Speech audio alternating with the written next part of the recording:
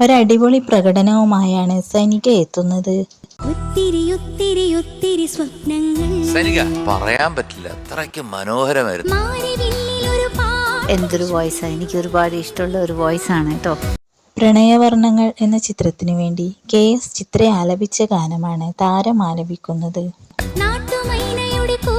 നമ്മള് മൊത്തം അങ്ങ് റിലാക്സ്ഡ് ആവണം. പോട്ടെ പോനാൽ പോകട്ടും പോടാ.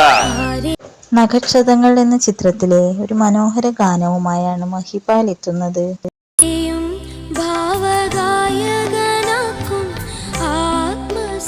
ഒരു പഴയകാല ഗാനവുമായാണ് ദ്യുതിക്കുട്ടി എത്തുന്നത്.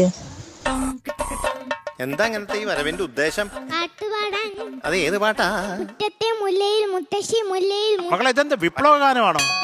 S ജാനകി ആലപിച്ച ഗാനം അതേ മനോഹാരിതയിൽ തന്നെ ആലപിക്കാൻ താരത്തിന് സാധിക്കട്ടെ.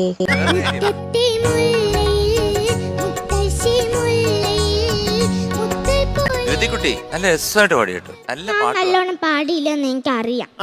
അതെന്താ അങ്ങനെ? നല്ലോണം പാടിയായിരുന്നെങ്കിൽ അങ്കിൾ ഇനീറ്റ് നിൽക്കത്തില്ലായിരുന്നു. ഒരു ഉമ്മ വന്നേ കങ്ങിടുവാ. ഒരു കാര്യം കൂടി ചെയ്യാനുണ്ട്. അതെന്താ?